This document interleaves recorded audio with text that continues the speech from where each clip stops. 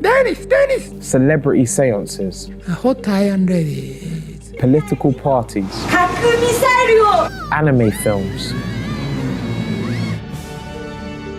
We have the media, political party, we're a religion. It's like, what is this thing? Happy Science claims to be a religion preaching love and happiness, but others disagree.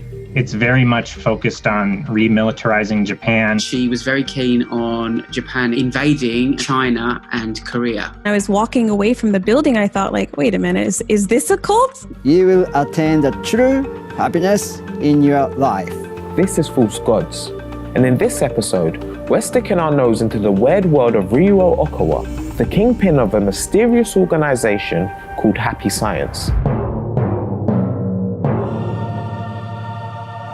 Happy Science is a universal religion for today, founded by Master Ryuho Okawa in 1986. Happy Science was founded by Ryuo Okawa after he realized he was literally God while working abroad on Wall Street.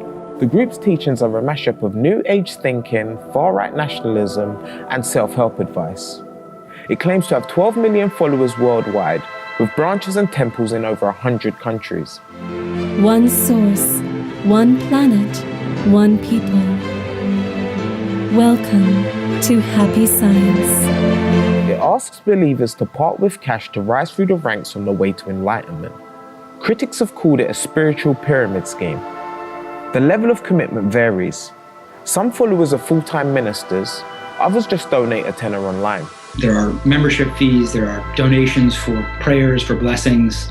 Members may kind of rise in status based on donation to Okawa and his larger project. Happy Science's annual income has been gauged at $45 million. The followers, they seem very adamant about classifying that this is not a cult. We have never conducted such a practice of pyramid scheme. We don't have ranks, as I mentioned. We don't have a tiered system. And the missionary work of our members is to become members of Happy Science. Happy Science teaches that the Earth was created millions of years ago. The time has come to begin the creation of the human race here on Earth. It was at this time that El Miore, the former ruler of Venus and the first ninth-dimensional being of the Earth, changed his name to El Cantare. When I entered the meditation room, I saw a gold statue in the center of the room. And at first I thought it was Jesus. I started thinking, like, Jesus does not look like that. Is this like Japanese Jesus? But like, why is he wearing a tall hat? I don't understand. Is this Buddha? But I started to figure out, like, no, this is El Cantare. According to Happy Science, he'd just been reborn over and over again in order to keep an eye on humanity. He'd have previously taken the form of figures like Odin and Buddha. In their cosmology, El Cantare is an ancient god from Venus. And guess who El Cantare is today? That's right, Ryuo Okawa. This guy's the supreme god of Earth, more powerful than Jesus, Allah, and Moses combined. さらに私は、ブッダも魂の兄弟の一人で、ブッダも地上に送り込んだ。2500年前に送った。さらにマホメットですね、ムハンマド、イスラム教のムハンマドも私は地上に送りましたと。So far, Ryuo has pumped out over 2,000 books, the vast majority of which are direct transcriptions of his video lectures. In 2011, Okawa claimed the Guinness World Record for the most books written in 1 year by one person. Happy Science can look like a media franchise fandom. Their media output is prodigious. At last count, at least in English, the number of books numbering, I think, nearly 3,000. These aren't Happy Science's only cultural contributions to the world. It hates media so much that it basically went and invented its own media and even started an all-girl pop group called Angewell. As well as the books, it uses anime films to push its ideology. Did you know that Satan is actually half cat, half man, army general who used a flying saucer to hunt dinosaurs to extinction? And there's more. Ryuo says that when on Earth, this intergalactic cat Satan disguises itself as a furry. All of these things act as vessels for Ryuo's sprawling worldview. While Ryuo keeps most of his followers at arm's length, he's much more eager to get intimate with dead people. especially the famous ones. There was a flyer going around London. It was for a seance where this organisation called Happy Science was going to try and get the ghost of Margaret Thatcher and summon her and ask her what Britain should do about Brexit. Margaret Thatcher, come down to this place and answer our questions. You find you were dead yesterday. Huh? Can you understand? I can't. Oh. I'm still alive. So he pretends to embody the spirit and become Margaret Thatcher. Prime Minister Margaret Thatcher. Happy Prime Minister. Dennis! Many of these happy science seances are framed as bizarre press conferences. Gangs of fawning underlings pose as journalists as Ryuo is possessed by famous figures from history. Whether it's Thatcher, Steve Jobs, Freddie Mercury, Barack Obama, or merely Jesus. In the seance, Margaret Thatcher had some interesting things to say. Funnily enough, they seem to align with all of the goals and objectives of Happy Science. I couldn't understand the EU system. Now EU is destroying. I've heard that. She was very keen on Japan expanding its military and invading and attacking China and Korea. Fight! Yeah. Just fight! We fight. Japan should fight! She did not like President Obama very much, and she thought that he should be killed. Never permit intrusion! Attack them! It's quite surreal. This particular god's been having a few family problems. Ryuo's eldest son, Hiroshi, recently left Happy Science, and he's been slagging them off ever since. Today, Hiroshi's trying to make his own way as an actor and YouTuber. I mean, it must be hard stepping out of your dad's shadow when loads of people think he's God. While he held a kind of a sacred position within the kind of central holy family, he's now denounced as demonic by the organization and is being sued for defamation. Happy Science was one of a number of new religions that emerged in Japan in the late 80s and early 90s. While it has a relatively utopian mission statement to unite all people beyond religion, culture, and ethnicity, it's got a dark side too. Apparently, these tidings of peace and love don't extend to China or North Korea, who Happy Science really hate. It even set up its own Japanese nationalist party to push this agenda. It's very much focused on remilitarizing Japan, preparing them for the threat of China, which they believe is a major threat to Japan and the world, and also to North Korea. In their first major election campaign, they famously had a YouTube commercial in which nuclear weapons from North Korea were being launched and exploding in Japan and causing mushroom clouds. We believe the value of religious freedom that creates the real world peace. They are a party that has a nationalistic outlook and a security sense, but an internationalist view.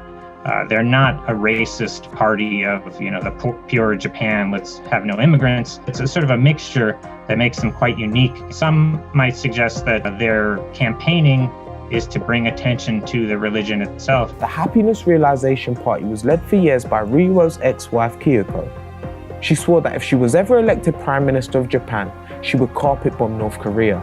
Perhaps unsurprisingly, she never tasted electoral success. So Kyoko was in charge of the Happiness Realization Party, as well as playing a kind of a role in their divine cosmology. That is, she is the wife of Ryuho Okawa and also a reincarnated goddess herself, the reincarnation of Aphrodite's. They've definitely got a political wing and they've got a different agenda to the one that they claim to have, which is about harmonious earth and peace between all people. They really want to be quite aggressive in Japan, arming up and attacking other nations and making Japan a bigger and richer nation. So it's quite nefarious and menacing when you look into it. Like her son, Kyoko has repeatedly attacked Happy Science since she left 10 years ago.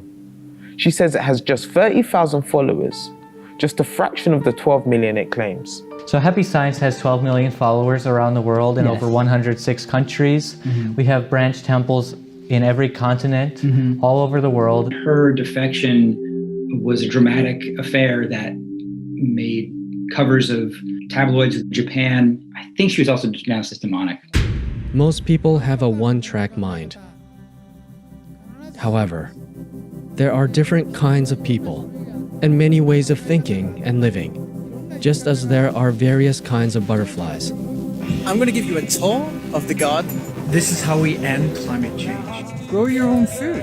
Alpha, what do you do at the commune? I live, love, learn. Hello, this is the women's cabin. So we're back at the garden and there's like 15 new people from TikTok. Another TikToker has just arrived for a tour. And you are also welcome to come here. The address is in the description. Honestly, look how cool this place is. The garden, that intentional commune all over the For You page, is most likely a cult. They have an open door policy. It's really not safe. Please don't go there. Many people involved in this cult are QAnoners. This girl made the cat into a hat. Like, people are spending countless hours of their day making like extensive YouTube videos about me.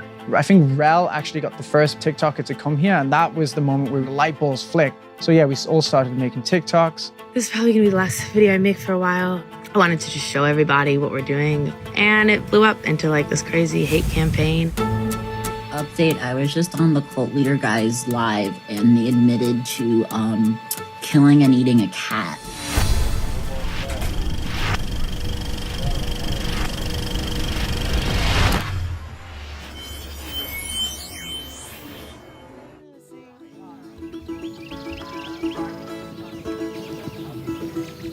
The garden is an off-grid, intentional community. It is one of the most truly egalitarian, intentional communities that I've ever found. Take me back to Tennessee where the garden is sure to grow. Day-to-day in the garden is lots of gardening, lots of cooking, lots of experimenting with different building methods. So this is going to be a compost toilet, and we're building the foundational wall, which will also be the container for the poop. The garden has been around for almost 13 years. Our guiding principles are equality and autonomy and earth stewardship and sustainability. The garden's overall mission is to show more people this lifestyle is possible. And so, obviously, you know, I'm gonna ask, is this place a cult? Oh, no. I mean, of course, like, that's what a cult would say.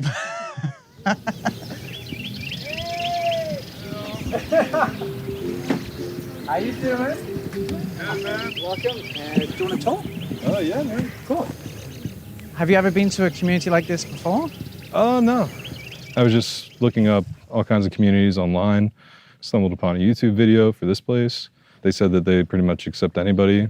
Also, people come here with a 10-day visitation period, and then they're consented to be part of the community or not. Most communities have a closed door, so you have to, you know, send them a message or make a request to stay. And that just holds like a different intention of the space. The very mission of this place is that it's free land for free people. When you have a closed door, everyone possesses the land far more. People start to feel like it's their land, you know what I mean? And it's not our land. That right over there is the dirt church. So what's the deal with the dirt church? Yeah, so it got called the dirt church because I think it used to be where people used to fuck or something like this. Okay. But then at the same time, you know, like, I guess what we're doing here is worshiping dirt, you know, like if we're all like farmers, you know, dirt is our, you know, best resource that we got. So we got to worship it. Later in my research on this place, saw some culty things. I was like, you know, I kind of want to just see what it's about, but I guess I'll figure that out. So this is the hatchery office here at the garden, where the magic happens, of course, the TikTok uploads. We have a signal booster in here, so if you're looking to get any Wi-Fi whatsoever, this is your spot. Wow, I'm going live. When I first came in here, the first council I was at, they said, we need exposure. And being experienced with social media and filmmaking more than the general hippie, I was like, okay, I can take this on. People started making TikToks, and then a TikToker just randomly came one day, and all of a sudden we were like, this is how we can tell the world about this place. Sun is shining. This is free land for free people. Wow, there's a dance party up in here. You're welcome to join us. It feels like things are really happening. We are building sustainably. Our mission is simple: to create a network of like-minded communities who can host all you TikTokers. You could live here. I made a video that I kind of like made like a recipe, like I knew it would go viral. I was like, I'm gonna say communes right in the beginning, and then I'm gonna say the address, and then I'm gonna do all the things that they like. Living in a sustainable, intentional community doesn't have to be a cult. You know, I read through some of the comments and they were like, I never knew something like this existed. I'm coming, I'll be there, you know, and all this excitement. The fact that we were able to go so viral on TikTok just shows people are interested in this way of life. I put down my phone and I came back and it had 500,000 views and the comments were suddenly getting negative. Once we started hitting like above the 100K, a lot of the comments started to change. Is this a cult? Is this Charlie Manson? Let's ask everyone if we live in a cult. Guys, do we live in a cult? No, what? You shouldn't have to say you're not a cult. I mean, all of them. They're all cultists. They're all terrible people. It's really not safe. Please don't go there. I already did. It's not worth it. Since everybody is talking about the TikTok cult, I thought I would jump on the bandwagon. This is part 3 on the garden and why I think it's a cult. Their only core values revolve around calling modern society Babylon. And the fucking bootleg Ed Sheeran guy? Like, what is that? At this point, there are like dozens and dozens of people around the world researching this. Guys, the reason why I made TikToks is because I believe in change. My initial impression was that it seemed very suspicious to me because I didn't understand why they would advertise their address so publicly, and especially on a platform like TikTok that skews towards a younger audience than other forms of social media. So in the beginning, it was really Rel's videos that actually made me think more that it was a cult. People trust the government more than they trust themselves. It's crazy. Just come to the garden. Come be part of the revolution. It's not even just what she's saying, but like what's on the screen. It's like 8967 Galen Road, just come, it's fine. And the other one, it's just like, we're not a cult. Join the revolution. I made this video right before I went to bed one night about how they had apparently eaten a cat, and I woke up and I had blown up overnight. I only had 100 followers before this, so it's been really weird to have 20,000 people watching me. And from there, I really started digging into the research of the garden. Good morning, Cult Talk. Time for your daily update. One of the biggest things that raised red flags was like the general attitude, which was that instead of like taking the time to seriously deal with people's concerns, they just made cult jokes and like they made videos about drinking the Kool-Aid. Here you go, Julia. Thanks, bro. Quick, drink it. Drink the Kool-Aid. Drink the Kool-Aid, guys. Quickly. What's happening? Quickly. But when I saw this, it made it even clearer to me that Rel in particular, she is thriving off the negative attention. If you don't know how to start a fire, I can teach you. I can show you the way of the woods. That one really made people creeped out, I guess. Like maybe they've never watched a scary movie or something, but like, I don't know. They got super weirded out by it, acting like they didn't know that I purposefully made it creepy. It's like, I think it's obviously creepy, like theatrical creepy. But I think that might have twisted the vibration of the crowd maybe a little bit. I didn't necessarily mean to twist them in that way.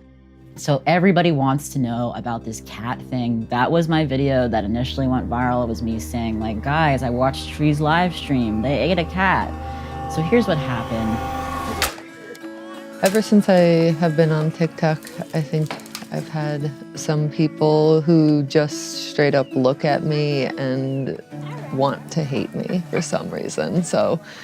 And I figured out that I can like report somebody for harassment too, because there's a guy who literally like his whole page is like a harassment page of the garden. And these are like extensive videos where he's like gone on like people's Facebook pages and like searched for like anything he can find. Oh my god, do you remember his name? It's like we gotta do like 2 a week and have 2 different dungeons.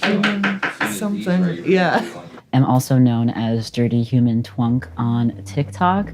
Welcome back to Cult Commune TikTok. Let's talk about Rel, okay? The one everyone's been talking about is this one where she's wearing a hat that she made out of her literal cat. The story goes the cat killed some chickens, so she killed it and ate it and then made it into a hat.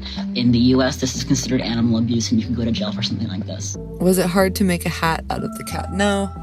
It was actually like the hide of the cat, it like was the perfect size to fit right around my head. It came out really, really nice.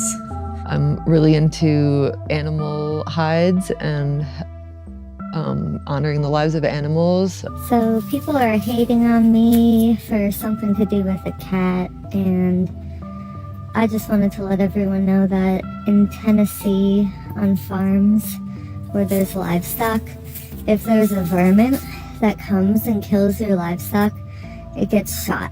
I didn't know about the cat thing until a month ago or something. I guess what happened was 3 years ago, there was a wild cat that was attacking the chickens. And it's pretty normal in Tennessee or on a farm that if, a raccoon or a fox is something's attacking your livestock, you have to kill it. So that's what happened. And then because they don't believe in waste, the people that were here at the time ate it. And someone also made a hat out of it. I was here and I did obtain the cat's hide, but I was not the one who had to kill the cat or that skinned the cat. I just was the one who ended up with the hide, so I made it into something. Did you hear that TikTok cult also killed a dog? They ate the cat, but one of them also skinned a dog and is like wearing it. This is my dog's tail. See? He's still wagging his tail, guys. He's still a happy boy. One of the animals that I honored the life of was my dog when he got hit and killed by a truck. And I just thought it was the most sentimental and loving thing you could do. And I made the skirt. It's actually right here. And he's still just as soft as he was. When people reacted to the video, it was somewhat expected because I know that it's not a normal thing that people do this day and age. It's somewhat expected that I'm gonna get some kind of negative reaction from people because of the shock value. Did you hear anything about the scarecrow? I remember there was like this whole thing about a scarecrow. It's also this. They just dressed it up like a black woman and it just looks like a mammy figure or something. Especially the fact that they're like located in the South, like everybody just saw that and was like, this is really like shocking to see. Like even if they didn't think it was that way, like the way it looks is really bad. It was a scarecrow I made last year for Halloween and it literally has a stuffed animal California raisin as the face. And they're calling me a racist because I put the California raisin in a scarecrow. So sometimes people, when I mention that I don't see races, I don't see genders, I don't look at people like that, some people tell me that that is a white privileged thing for me to say. And I think telling somebody that they're white privilege is a racist thing to say because you're calling me a color that I don't define myself with. So there's that. Oh, it gets worse actually. It's near 2 sundown towns. It's very sus. It's very sus.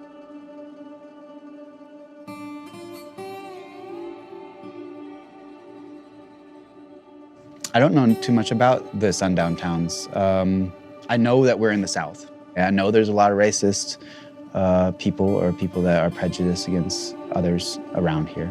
I don't think people are gonna kill people in this area though. I think it's being blown out of proportion. I think that if people come here, they would realize that.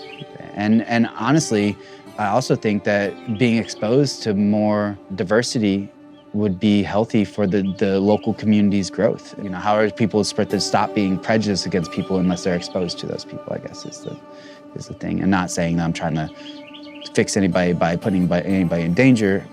I just don't think that there is that much danger. I've been at the garden for right at a month now. I feel at home.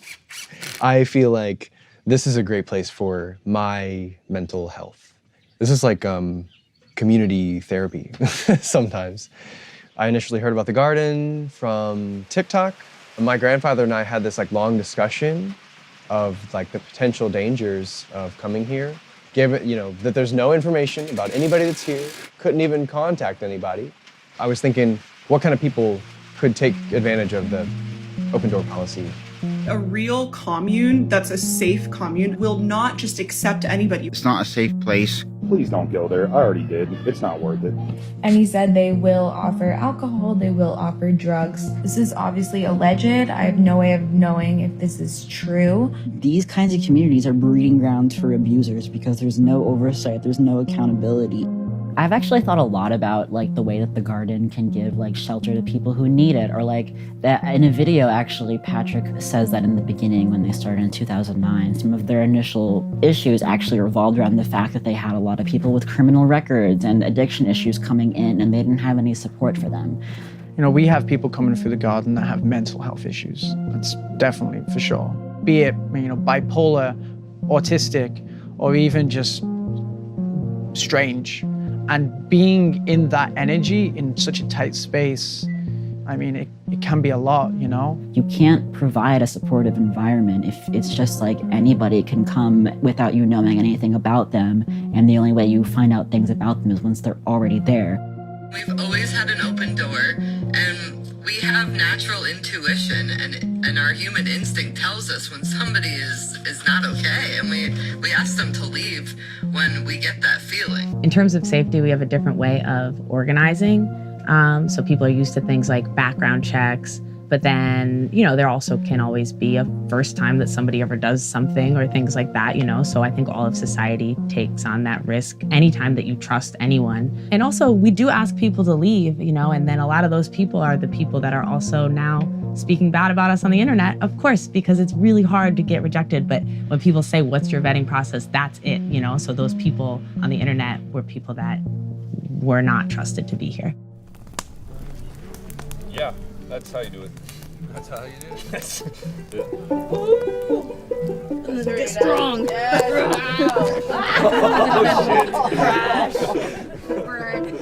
So obviously, some people think that you are the cult leader of this place. I have a really loud personality, so I could see how people could mistake me for a leader of a group.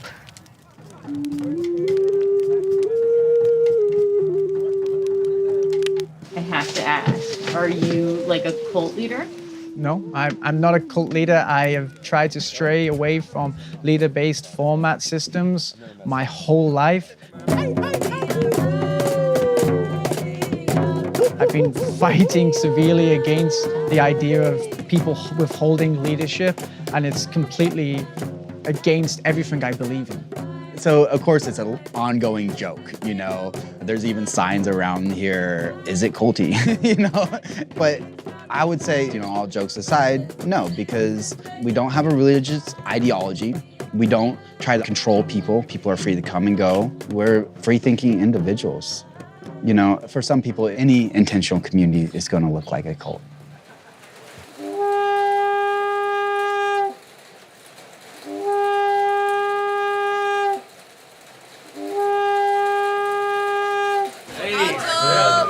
So every week we have 2 different councils on typically Wednesdays and Sundays. Next topic, dog poop. I'm asking everybody to be mindful of their dogs. I've almost stepped in dog poop twice over here on the path up to the buses. We all have equal say in how the community is run. So with 100% consensus, it's not like majority rules. I think some people think that's what that means. It means that everybody is on the same page about everything that is going on here. And that's the way that we keep it moving forward. Okay, next topic, 10 days. Me and Bryce 10 days. Ah, okay. I don't know how to put it. Oh, yes, it's my list. Well, I plan on staying here indefinitely. I feel called to steward this land at the moment. Come with my friend. I love you. Love you. It's an honor to be amongst you all. 10 seconds for me. 10 seconds. 10 seconds. The 10 seconds that we do on our councils is a way that we consense. It is a chance for somebody, if they oppose what's being proposed, then they can speak up during that 10 seconds of silence. If not, the proposal is passed. Okay,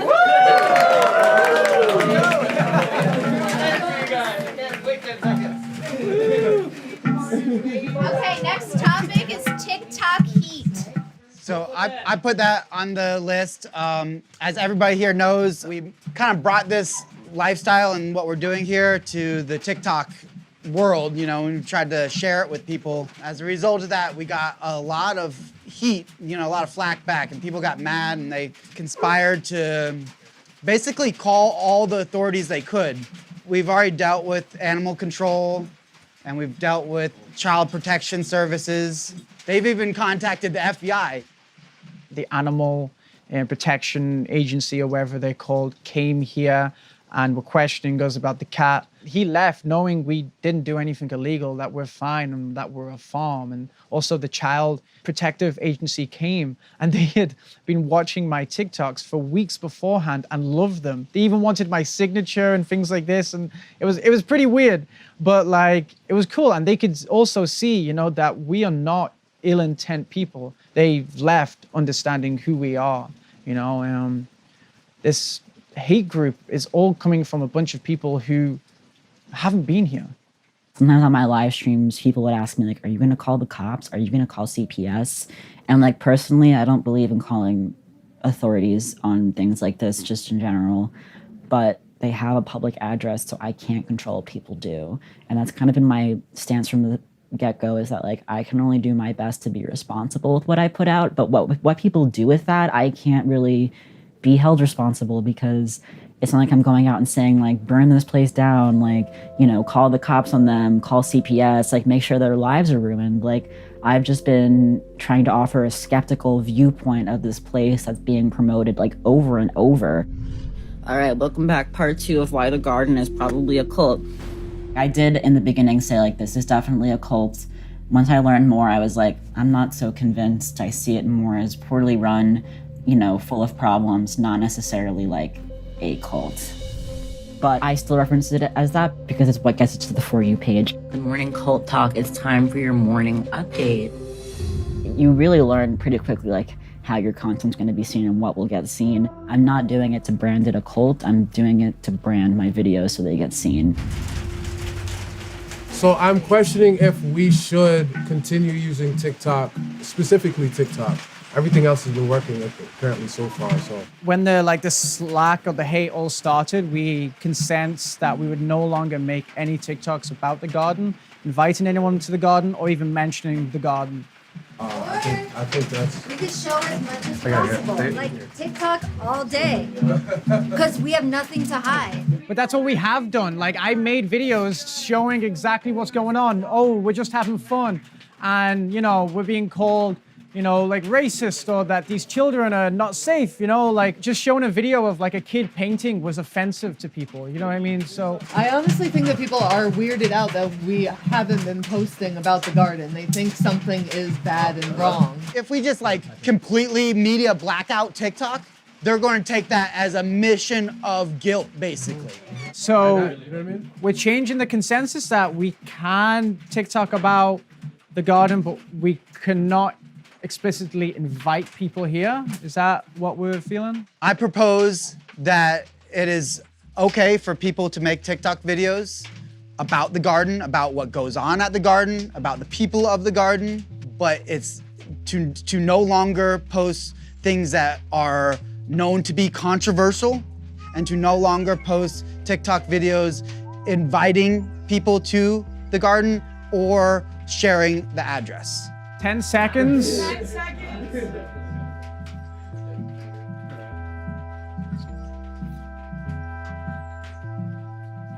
Woo! Now, if anyone's curious about what is controversial, maybe ask me and Hi. So this is probably gonna be the last video I make for a while. It's like too much for me. Like, I'm not secure enough to like handle those kind of insults and everything. So, and Tree kept trying. Tree kept like, okay, I'm just gonna keep making them positive. You know, we'll turn it around, and it just didn't turn around. Yeah, I mean, once the strong hate group really went for me, like my anxiety was through the roof. I've never felt anything like that before. A group of people out to get me, to hurt me. It's also scary because they have our address. So when you're getting hate from people that have your address, there were nights when I was going to sleep and I was like, what if somebody comes here, and like that was really scary. It's also interesting, like, that people say it's not safe here. And I'm like, the only thing that's ever made me feel unsafe here is your hatred. Like that is the only thing that's ever done it. It did cross my mind, because people were talking about like, I'm gonna come burn it down. And different people got death threats. We're gonna kill you, we're gonna break your legs, having those things said, it's a little scary, and I have people I care about a lot here, and so, yeah. I was so hurt, because all I was trying to do was, show myself, express myself, to be so hated for trying to help people and help the world was a real struggle for me. When my friends and I all started joining TikTok at the beginning of the pandemic, we'd be like, wouldn't it be so funny to go viral on TikTok? And what I've learned is like, it's actually not that funny. It kind of sucks because you just have people like trying to fight with you and people like calling you all these names and like accusing you of things that you didn't even do. So my comments are just like overloaded with transphobia and homophobia against me. Like everything that I post now, I was just like having panic attacks because I was just like, I don't know like what to do. It was really freaking me out for a while. So I definitely learned like the hard way that being in the spotlight is not that fun. I've also just learned like a lot of people have no self-awareness, and like that can honestly apply to me too. I think that this also taught me that maybe I'm not as self-aware as I thought, because I didn't necessarily think that my videos would be viewed in a way where people would take it and be like, okay, like let's send some death threats. Like that's what we should do with this. Like I didn't think that that's what I was making. Like I really don't think that many of the people involved were inherently evil. I kind of just felt like they had some questionable intentions, and there's people with marginalized identities like LGBT people, women, people of color who like need safe places to go right now, and like marketing this as that safe place seems A, untrue, and B, potentially like malicious. And even thank God like those malicious intentions may not have actually been there. I don't think I regret what I've done, with TikTok and expressing this place and myself and showing it to the world, because, it showed millions of people that living sustainably is possible. How else are we going to spread the word? By spreading the word, and of course we can't spread the word only to people that are going to love us, so some people are going to not like us. And I think that if we could do it again, it would be good to just take being poked at without poking back, because that just kind of encourages the whole thing. We just have to keep pushing forward and staying positive through whatever comes our way, and that's how I have to see it. Like, I don't want to let the negative energy destroy what we're building. We're all kind of united in this greater mission of showing the world about sustainable living, and we even had a talk, maybe after all this exposure, we might get shut down for a little bit, but it's more important that we show people what we're doing here.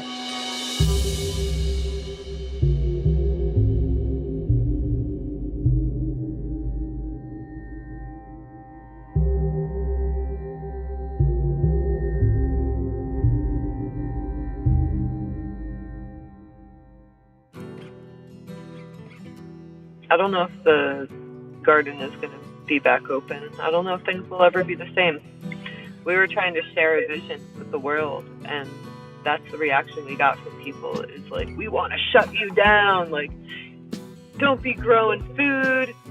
Don't be bringing people together and making people happy and feel good. Like, fuck that. Like, we're going to tear you down. So that's like, they're trying to tear us down, and we're just like sick of it and tired. So the garden's closed. So don't get me wrong, I'm definitely glad that the garden is no longer open to visitors and they're like discouraging people from TikTok from going there. However, they need to take accountability not only for what they've done in the past, but for all of the danger that they could have put people in the present. I've been hesitant to put new content out about this just because there's already so much out there, and I feel like I've done a lot of what I wanted to do, which is raise awareness and get this place kind of closed down, which it basically is. Attention American consuming public. You are being brainwashed. Engage ultracolor mode. Hello, sweethearted consumer. Thank you for your attention. Would you like nothing more than to ascend into a higher realm of being? Hello, sweethearted consumers. Today's topic is radical self-love. For your enemies. Unicorn. For yourself. Crystals are amazing. If you want to have a quartz by your heart, it'll just kind of amplify your heart. Magic is simply the unseen. It's the layers upon layers of reality. Your reality is reality. Your reality is legit. How to connect to God, angels, aliens. I got visited by aliens last night. My aura is a rainbow, flashing. People who have mental disorders really have the answers.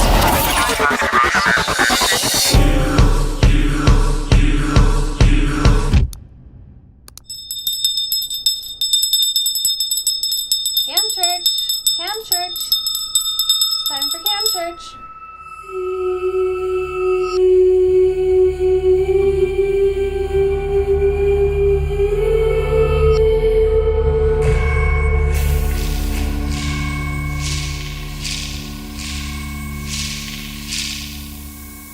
Welcome to Camp Church, everyone, live streamed from a living room congregation, being filmed as well, which is exciting. We will announce that Camp Church is beginning. Camp Church! Camp Church! Should we all yell Camp Church when that happens? Okay. Camp Church! Camp Church! And for those of you watching at home, please also yell Camp Church. Okay, so today's topic is artificial intelligence and the soul.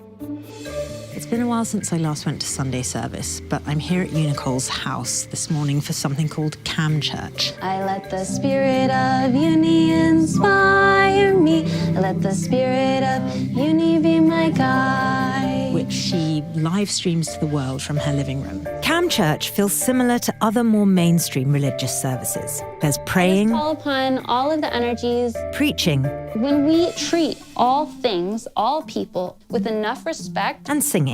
my universe loves me. Unicult may not fit the stereotype of your typical cult. Founded by Unicult in 2012, this modern and mostly millennial spiritual group exists on the internet, and according to its webpage, is for anyone who wants to work towards a bright and hopeful future.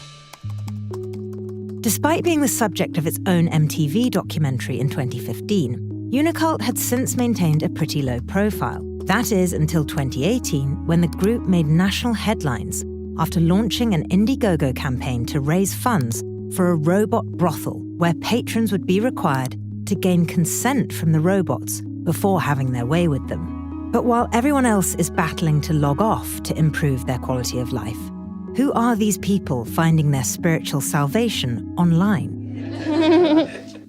My universe loves me. The day we attended, people tuned in from around the world. But the IRL congregation consisted of only 4 people.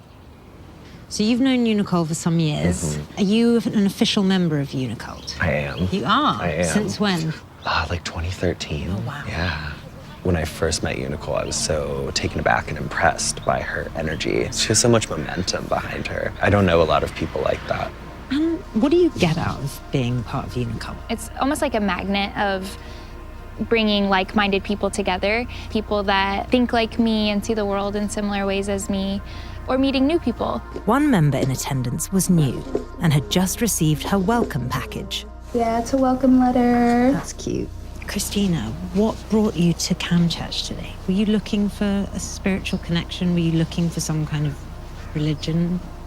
Not necessarily like a religion, but more of an understanding of myself. We are something greater always felt like I've never really belonged to any certain group or really related to many people. Being in this space, it's truly a blessing. Christina would not be the first member we spoke with to bring up the feeling of not belonging in society. Beyond magic and rainbows, one thing that Unicult does offer its following is the promise of something potentially deeper. Tell me about your art. Did you paint all of these? I did. So yeah, this is me as a moon goddess. Why are you a moon goddess on the moon? I feel really connected to the moon, and I do a lot of rituals around the moon, so. And what's the little pink castle? A castle of dicks. Yeah. Show me the way. A lot of my self-portraits are manifestations. So in this case, this is something that will happen someday. Luxuriantly fed grapes by a drone. I'd say give it 5 years. Wow. I love it. How we see our own reality is what creates our reality. You have a lot of books. I love books. I love information. Part of my work here on this planet is to understand how everything works and create new systems. I noticed you said part of my work on this planet. I am what people call a starseed. One of the more unusual aspects of Unicult is this idea that Unicult is something called a starseed, placed here on Earth by a group of space beings called Arcturians in order to empower others to find joy. Does it bother you that people maybe don't believe you or think you're crazy or No. the naysayers? Ultimately, that's their problem. So let's start like way back. What was your childhood like? Tell me a bit about that. I grew up in a small farm town in Colorado, and I was raised by my dad. Yeah, I just had like a really traditional life. I was trying really hard to sort of understand and fit into social narratives. When I went into college, I think my preconceptions about what the world was going to be like were just so crushed. So I got severe depression and anxiety and agoraphobia. I ended up trying to seriously kill myself. I drove up to a mountain and I took a bunch of pills that I had, and I barely made it up there. I was throwing up like a white chalk because that's how many pills I had taken. And I was scooping it back into my mouth. I really wanted to die. And the next thing was I woke up in the hospital and I screamed, "Why the fuck am I alive?" Really? Because I didn't tell anyone where I had gone. It was a miracle. My dad drove into the wilderness, not knowing where I had gone, found my car, hiked up and down this mountainside, and found me at the bottom of a 20-foot cliff that I had fallen off of. Wow. And they resuscitated me within 2 hours of me dying. Oh my goodness. From that point, I was like, how am I going to survive on this planet the way I feel? All the social narratives and conventions, they weren't serving me and they weren't making me happy. And not only that, but they weren't ever going to. And so I basically had to say, fuck it, fuck everything, fuck society, fuck all the expectations. I'm gonna do whatever I need to do to stay alive.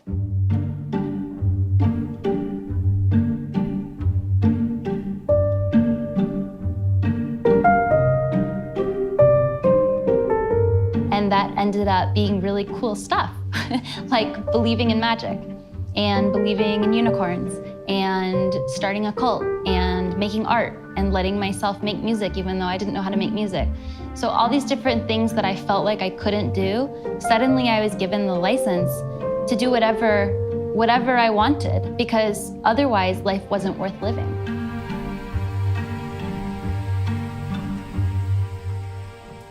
When I go outside for the first time in the day, I raise my hands to the window and I say, thank you for my life. That's something I started doing recently because I'm starting to finally feel like I can live on this planet.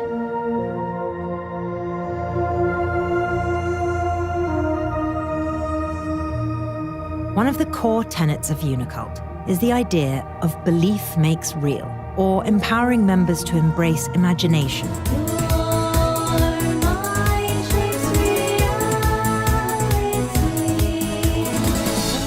Come on, you guys, belief makes real.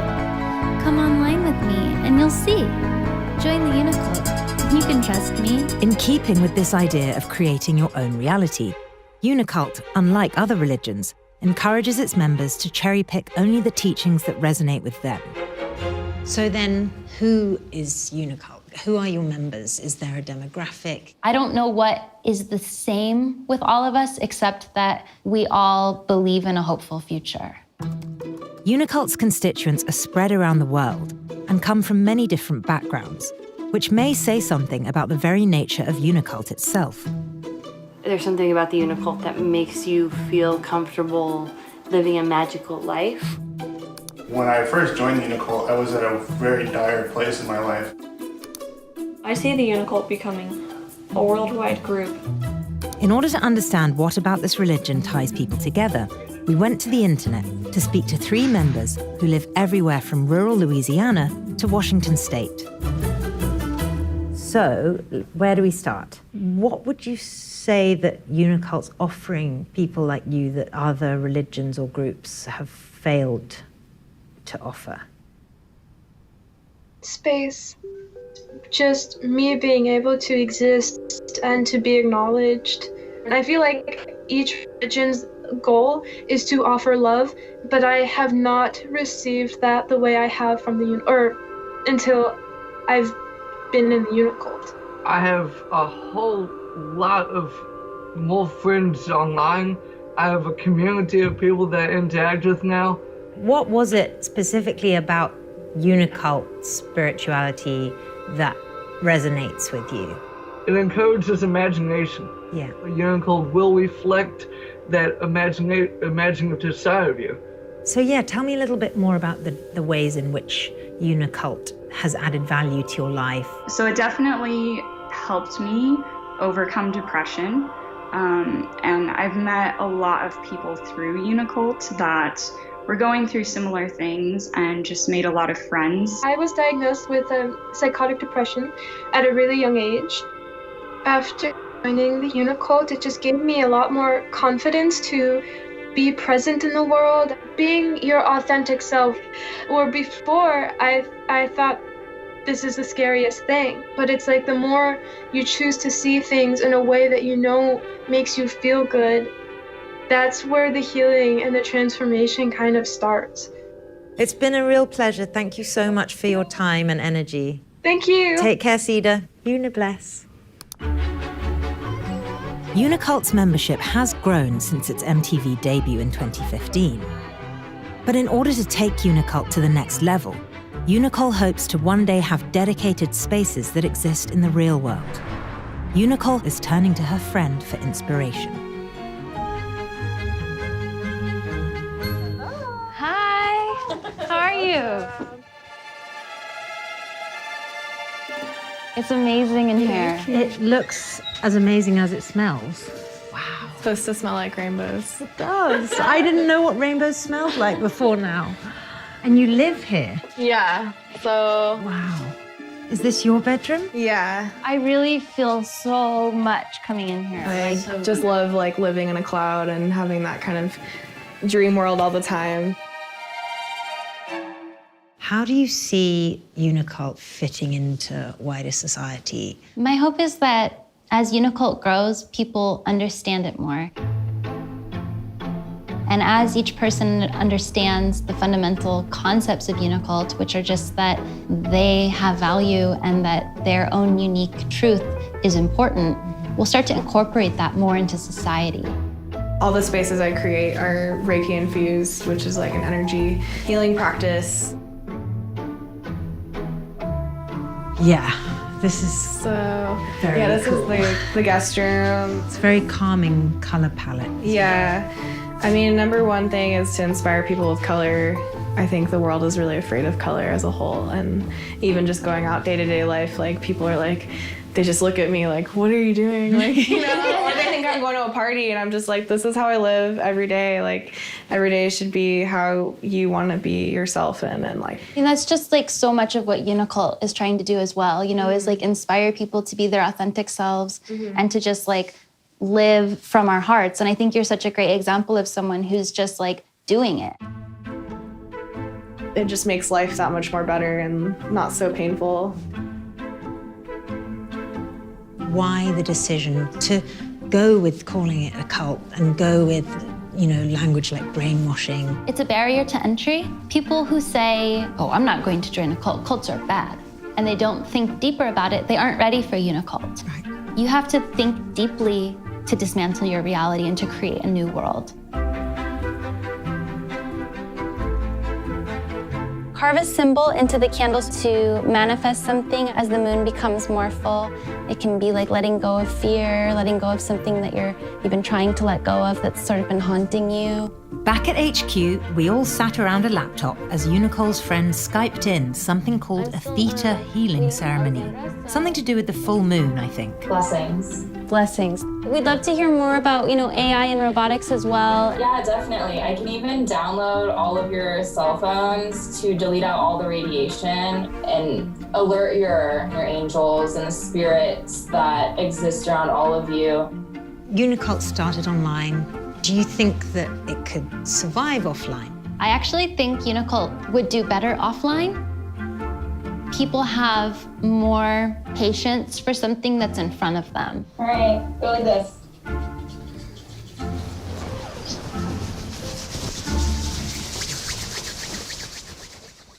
What would you say to people on the outside looking in who say, the trouble with millennials is we are too self-obsessed, are too precious, and we create these problems for ourselves. We invent solutions for problems that aren't really there, and that Unicult is just another manifestation of that. All of those critiques are trauma-based. That is a bright and powerful moon.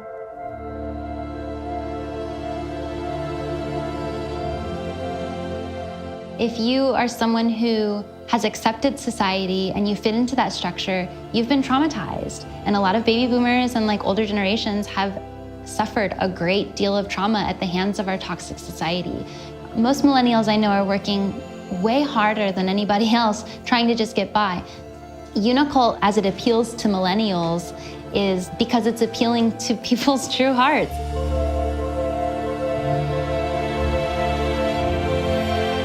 These are all for the fairies. Thank you, Earth. The universe is unlimited. Anything is possible. If we expand our minds to the point where we can start to believe that anything is possible, our own lives start to become magic, and our world starts to become magical as well. Wow, it looks so cool. Yeah, what is that? Unicult isn't therapy, it's empowerment. It's about listening to what you really want and being radical enough to stand up for yourself. Uh-huh.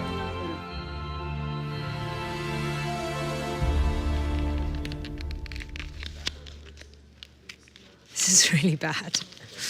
I have an application for Unicult, so might as well apply. On a scale of 1 to 10, how fulfilled do you feel in your day-to-day interactions? Do you believe in science? Hell yes. Do you believe in magic? Sorry, no. Also, who knows? Do you believe in yourself? Yeah. It's easy to look at Unicult and think, well, it was only a matter of time before someone took all these millennial zeitgeisty things and sort of crystallized them into an ideology. But it seems to me as though what Unicult offers its members is a sort of digital sanctuary. It makes them feel special and allows them to project these wishful realities away from the grind of life on Earth. Unicol's vision is noble and lofty, but as her followers age, it remains to be seen whether this very millennial moment will translate over time. You did it.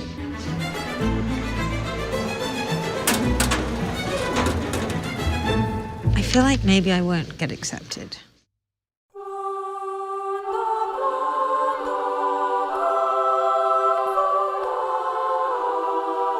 There is a place in Russia where people have discovered the secret of living in perfect harmony. A place where the children run free, where the earth provides everything you need, and where money is meaningless. Welcome to the Church of the Last Testament. This is Petropavlovka, a small settlement located deep within the taiga forest of Siberia, over 100 miles away from the nearest town. It looks like a elf village at like a putt-putt course.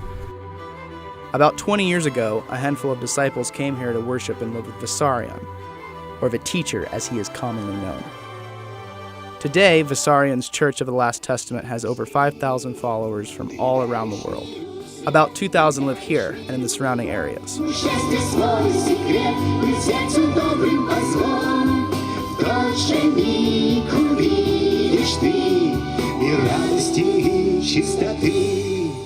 I came here in hopes of meeting the man himself, who hasn't granted an interview to the media in at least 3 years.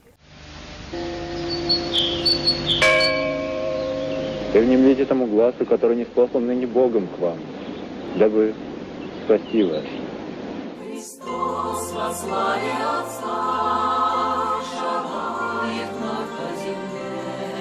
2 decades ago, that man was known as Sergei Antoilovich Torop, a 29-year-old patrol officer who suddenly had a revelation that his was the word of God. Так вот и постигайте все великую таинство. Conveniently, this realization happened right around the time the Soviet Union, a self-proclaimed nation of atheists, began to crumble and religion became an acceptable topic of discussion in Russia. He soon began writing the Last Testament, a 12-volume follow-up of sorts to the New Testament, which details the religion's major tenets and provides answers to some of life's most mundane questions, such as which brand of detergent you should use. Labeled a dangerous cult by some, it has been reported that Vissarion and his followers believe in aliens, think suicide is A-OK, and believe that the end of the world is imminent. There are rules here that I was warned about. No cussing, no tobacco, no alcohol, no meat. I believe it's all vegan. I gotta watch my mouth because I have a dirty mouth. And I like meat. I like drugs sometimes. There's none of that here, so it's gonna be good to dry up. I was invited here by one of the church's more recent converts, a 24-year-old woman named Temriko, who worked as a lawyer in Moscow before moving here 3 months ago. She now works in the German House, a sort of guest house for the spiritually curious. Why don't you give me a little history of how you got here? When I first heard about the teacher, it was for me like this kind of thing that, wow, it's like this is the only source of all information, of all answers, and this is a real teacher of the truth about the world and so on. Sometimes you need answers, you need just answers, and somebody will explain you like everything. He will explain your life, what are you doing this, why you have some problems with your health, problems with your life, for what purpose actually you're living. I see. And one of the things that a lot of people have said is like, oh, it's a cult, you know. How do you feel about that? It has a bad I don't think anything about this. Do you know why? Because I think that if some people find that this person can help them and they want to pray to this person, why not? Okay. Yeah. Why not? It's very good. Is there anything that you perhaps disagree with here with the teaching, with teachings, or no? No. Okay. No. Disagreeing with Vissarion's teachings is rare, which became very apparent after meeting Tanya, a patron of a local girls' school, a place where young ladies go to learn the discipline, as she put it. Is that part of the lesson plan set aside for a study of the teacher? Девочки учатся общению, правильному общению между собой. Как правильно относиться девочки друг с другом, к мальчику, как правильно относиться нужно.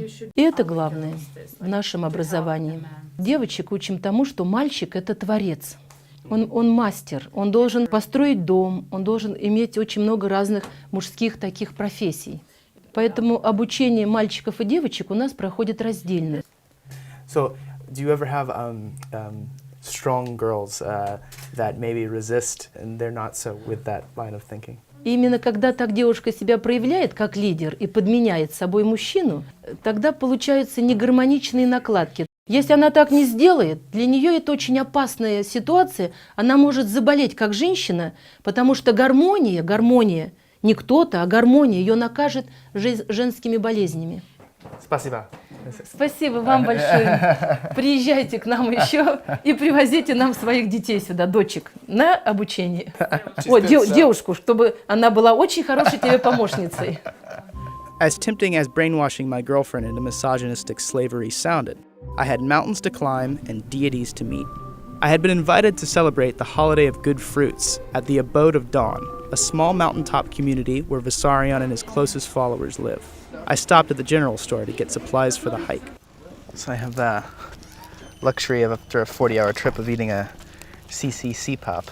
We just bought provisions for 2 days. This is kind of the treat before. I don't even know if I'm supposed to be eating this, to be honest. I don't know what Vissarion's stance is on candy and ice pops, but it's hot, so. I climbed into a Soviet-era bread loaf and began the bumpy drive up the hill.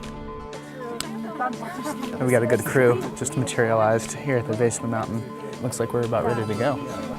My hiking companions had traveled from Germany, Slovenia, Sweden, and beyond, all in hopes of catching even a glimpse of the elusive Vissarion.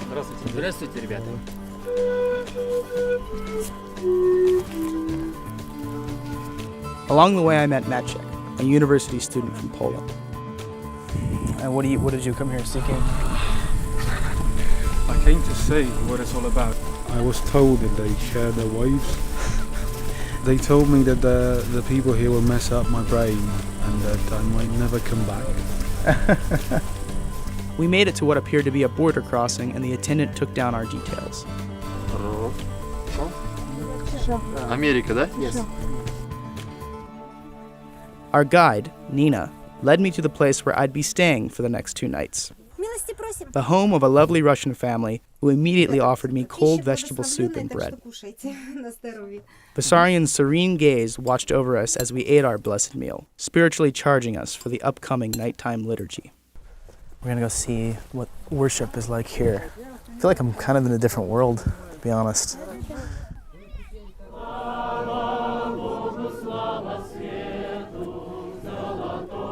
The pre-holiday liturgy didn't seem too different from a Christian mass, but I would come to find out that things weren't that simple here. Still, the followers have been very pleasant so far. Only a few seem to have the crazy stare of a cult member. I ran into Maciek and asked him how he was settling in. How have the accommodations been? Well, the accommodations were very, very well. I met nice people, we had a nice conversation, and then they asked me when did I accept the teacher and his teachings, and I said, well, I'm not really a follower. And then there was like a minute of silence, second of silence. That felt uneasy, but they got over it. But I think they felt a little disappointed. Okay. And are you, they have our passports. So you're visiting, are you a little concerned about that? I am. It's like, yeah, still, I don't want to be insulted, but you come to the place which is far away from anywhere in the world. You come to people who are known to be members of a cult, of a religious group, of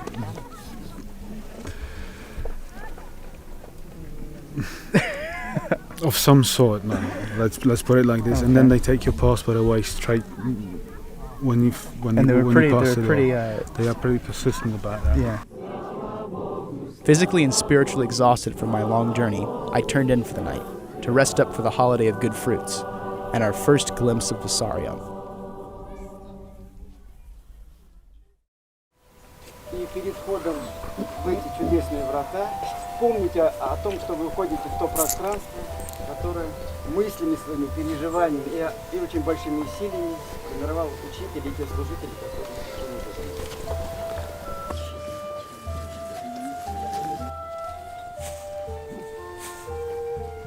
Today is August 18th, which is the High Holy Day of the year, the holiday of good fruits, the Church of the Last Testament's most important holiday.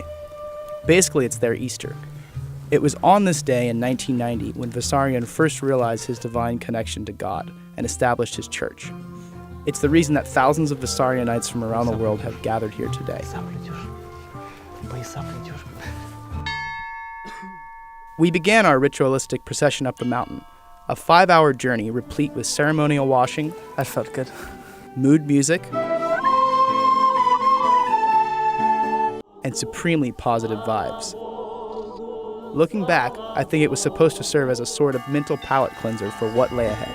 Up the mountain we go.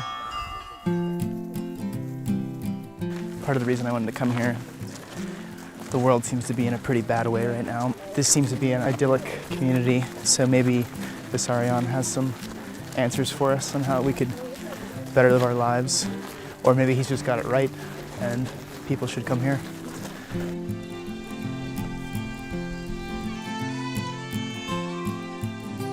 They're actually pretty good musicians. Oh wow, beautiful. Found a little friend in this hole here, watching us. He looks very surprised, like us, wide-eyed. Stopping again for another hymnal. Something happened to me while I was walking up the mountain. Was I experiencing the initial stages of indoctrination? Everything looked so beautiful, and the people seemed so happy. I began to wish that I could be more like them. Slava, another in a long line of guides/minders, didn't want me to miss the site where Vissarion literally left his mark on Mother Nature. The teacher, when first time on this mountain, take your hands on this stone, and after we turn the stone, we see this letter, the first letter of his name, Jesus. In Russia, Ha, letter Ha. You may see it. Yeah, we should see it. Is it okay for me to touch? Russian Ha. Christos. In English, Jesus. Christos. It's there. While the rest of the followers gathered around the stage where Vissarion would soon give his sermon, Slava took us to visit the monastery for young boys. Trampoline. Jumping? I'll jump. Andrei is the master of those boys. Of all the boys. Why do you live here? Why did you come here? Для меня учитель открыл тот мир, который я всегда чувствовал, к которому стремился, я так всегда хотел жить. И я увидел, что тот мир, о котором я мечтал, это не фантазия, это реальность, его здесь можно сделать. Сбываются мечты, я всегда мечтал жить на горе, чтобы рядом было прекрасное озеро и заниматься с ребятами, делиться ими умениями. We sat down with 17-year-old Ivan, who, among other things, was learning the masculine professions. С электрическим инструментом, бензоинструментом. How long have you been living at the monastery? 2 years. 2 years. And how do you like it? Очень. What's your favorite thing to do during the day? Быть полезным другим. Are you planning on starting a family soon?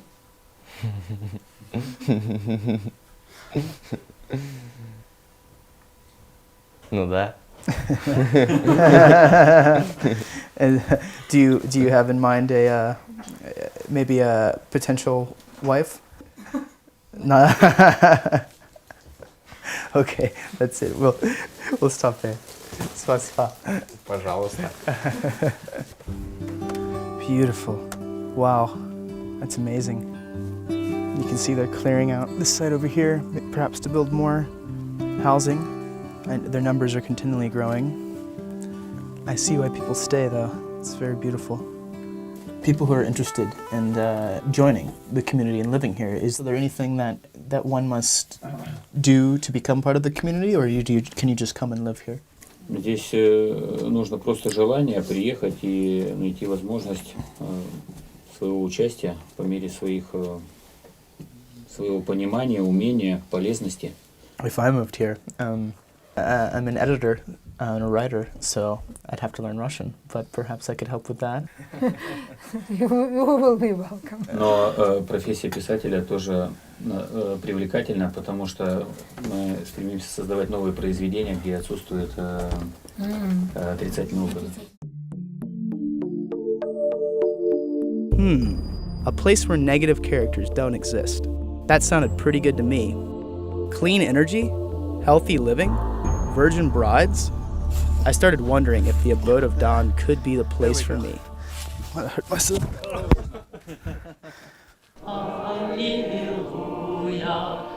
And then, finally, it was time for us to get our first glimpse of the teacher himself. Any moment now, Vissarion's going to descend from the stairs and address everyone here. And as you can see, everyone's eagerly anticipating it. I have no doubt in my mind that they believe he is God, and it's interesting and kind of scary to see so many people have so much faith in one man or God.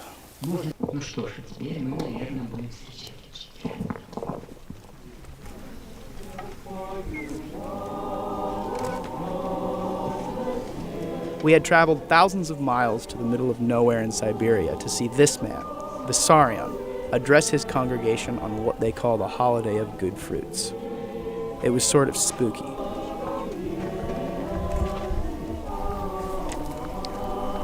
Vissarion's making his way down now. Very slowly, very Christ-like.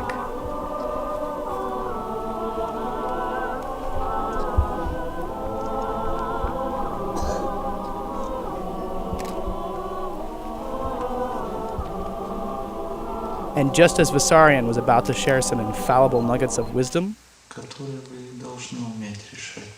they made us turn off the camera. After giving a short sermon in hushed tones, Vissarion blessed bread made by the community for the ensuing feast and bid his followers farewell.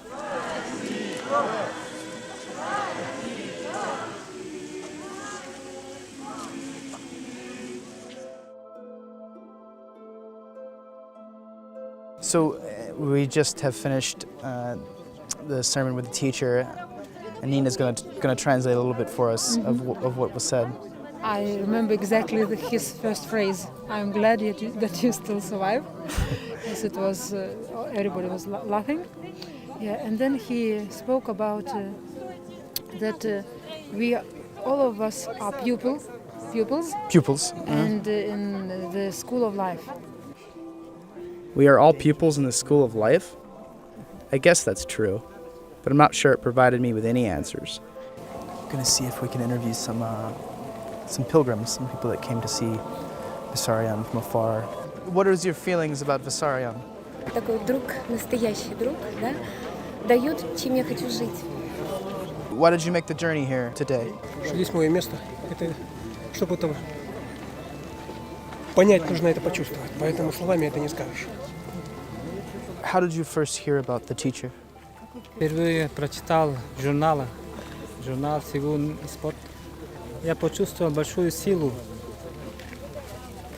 в этих. Compared to years past, does he seem happy? Does he seem in good spirits? Мне кажется, о нем вообще сложно сказать, применить к нему какие-то вот наши обычные настроения. Сколько с ним вот общаешься, ощущение, что он в каком-то своем состоянии пребывает. Он хоть и рядом, но он где-то далеко. After the liturgy, we ran into our Polish friend Maciek. How do you feel? I mean, do you feel that there's something about him that's beyond human? I don't want to insult anybody, but I don't, no. I feel it's an interesting place and an interesting person, and I think these people around here want to live a good life. And I do appreciate that, but I don't perceive him as a divine. After mingling with some members of the congregation, I headed to bed to rest up for the next day and my big interview with Vissarion. There's a lot of stars tonight. I was talking with Slava about the beautiful and clear nighttime sky when he told me that stars weren't the only things up there. Sometimes we see it. You've seen UFOs? I see one time. What did it look like? A big object, triangle, and in a corner, 3 spheres. 3 spheres. Yeah, okay. Other people see it too. Yeah? The next morning, we got up bright and early and took a secret path to Vissarion's home. So we're finally here at the teacher's house and going to interview a man that many people believe to be the Word of God. I suddenly became very anxious about my meeting with the teacher. What if I actually had an audience with someone who is the Word and perhaps flesh of God? Rocco. Why did you agree to an interview with me? Because I know that you haven't for quite a bit. Не знаю. Are you regretting it now? Okay. I wanted to know about Russia Was it a coincidence, or was it just happenstance that this community came to be around the same time as the fall of Soviet Union? Нет, это не случайно. В этот период должна была появиться свобода вероисповедания, иначе было бы сложно. Нужны были серьезные изменения в обществе, которые выбьют привычную основу из-под ног.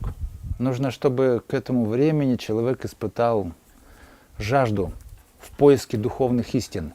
I think I understood what he was saying, but I was struggling with how to tactfully ask someone who looks like Jesus if he's the Son of God without coming out and saying it. You're very Christ-like in your appearance.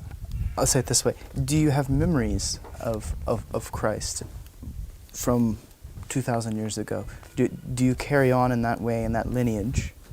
Что есть память чувственная и есть память сознания. Сохранять тело с характерным сознанием нет смысла, потому что это характерное формируется благоприятно для сознания своего времени, когда нужно в каком-то теле появиться на Земле.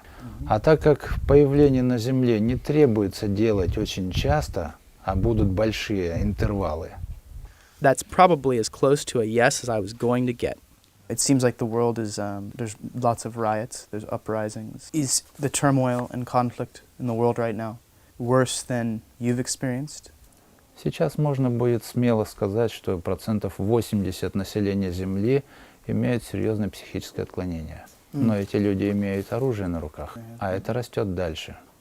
Поэтому там, где слабее, там начнет быстрее все взрываться психологически. Was Vissarion talking about Armageddon? Naturally, I was curious as to when that might happen. Is that coming soon? Смотря по каким меркам. Хотелось бы, чтобы быстрее закончилась та дикость, которая так сильно проявляется. Talk about dancing around the subject. I switched gears and, remembering Slava's extraterrestrial encounter, asked him about the church's stance on what they call the outer space mind. Внеземной мир не имеет духовной ткани. Поэтому научно-технический прогресс для них – это естественная форма развития. Пик развития человеческой цивилизации и момент судьбоносного выбора перед человеком должен был совпасть с моментом изменения геофизической всей структуры Земли. I have to admit, Vissarion lost me somewhere in between the end times and soulless aliens. Still, I could see how his followers could really get into this stuff. It's a hell of a lot more interesting than Adam and Eve and the crucifixion. The teacher's handlers signaled that it was time to wrap up, but I was determined to slip in a few simple questions that, with any luck, would be answered in a straightforward manner. How about food? What's your favorite dish to eat? Or... Мне сложно так будет что-то такое рассказать понятное. Немножко по-другому у меня воспринимается все. A man without penchant, which apparently extended to answering questions in a fashion that I could understand. But this was my last shot. At the very least, maybe I could glean something about the purity of my own being. Just meeting me briefly, can you tell me anything about my soul? Так нельзя говорить, характеристики какие-то, их нельзя назвать. Я могу чувствовать человека, но что в этом случае хочется услышать? So, last question. If you could tell one piece of advice that our viewers here could follow relatively easily, what would it be? Не стремиться быть первым среди тех, с кем живешь. Это стремление, которое ведет к гибели. Okay. I'm not sure if I was supposed to or not, but there was no way I was leaving without a photo, so I hopped right in there. So, we finished our journey here, going back to New York City and pollution and terrible people. In other words, all the things that I find weirdly comforting. What can I say? I'm a man of modern convenience. But if it ever gets too much for me, if the scum of humanity becomes so sticky and viscous that I can't scrub it off, I know there's a place where I can drop out and be at peace. And the next time someone complains to me that everything sucks, or our problems are unsolvable, I'll just tell them, There's this place you can go in Siberia where they'll accept you with open arms. A place where the children run free, where the earth provides everything you need, and where money is